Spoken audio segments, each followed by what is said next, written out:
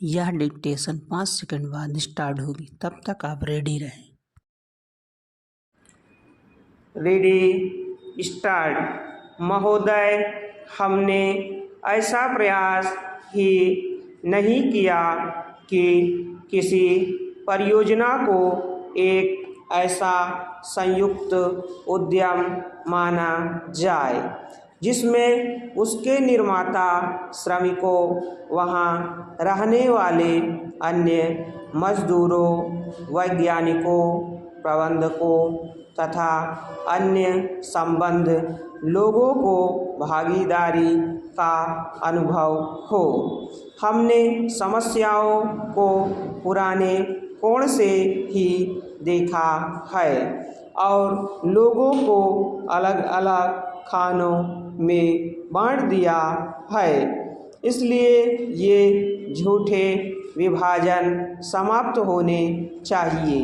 हमारे समाज में ऐसे अनेक विभाजन हैं। शायद वे सभी समाजों में होते हैं, लेकिन हमारे यहाँ वे सामान्य से कुछ ज़्यादा ही होते हैं। ये धर्म के आधार पर, जातियों के आधार पर, भाषा और क्षेत्र के आधार पर पाए जाते हैं। एक व्यक्ति और एक वर्ग को दूसरों से अलग करने वाली अनेक तरह की दीवारें हैं और इन सब विभाजनों से हमारा राष्ट्र कमज़ोर हुआ है। स्वतंत्रता आंदोलन के दौरान इन विभाजनों का इस्तेमाल हमारी एकता को तोड़ने के लिए किया जाता था। आज भी इन्हें उन लोगों को कमज़ोर बनाने के लिए काम में लाया जाता है जो एक होकर खड़े होना चाहते हैं, जो भिन्न भिन्न जातियों और धर्मों के होते हुए भी एक ही उद्देश्य से प्रेरित हैं। हमें यह सावधानी रखनी होगी कि ऐसे लोगों के समूह को कोई भी कमज़ोर न कर सके।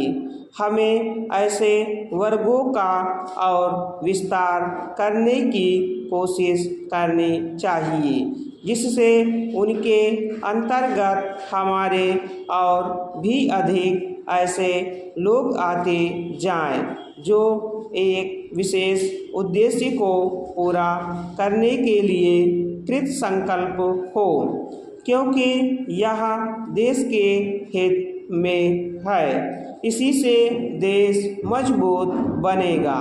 देशवासी मजबूत बनेंगे जिनके अंतर्गत कोई एक वर्ग ही नहीं है, बल्कि सभी वर्गों के लोग हैं। इसलिए संपूर्ण शिक्षा का अभिप्राय है कि हम केवल अपने अधिकारों के लिए संघर्ष न करें, बल्कि यह भी देखें कि हमारे प्रयासों का अल्पसंख्यक समूहों पर क्या असर पड़ेगा। औद्योगिक क्षेत्र सुगठित है, उसकी आवाज़ शक्तिशाली है, उसमें एकता है और इसलिए इसका प्रभाव पड़ता है।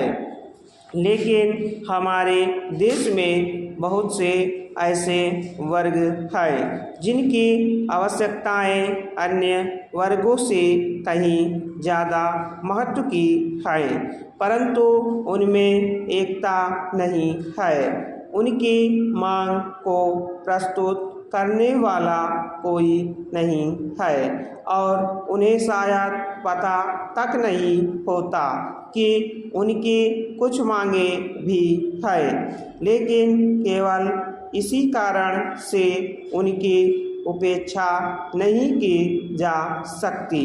हम यह नहीं कह सकते कि उनकी कोई मांगे नहीं है। स्टॉप।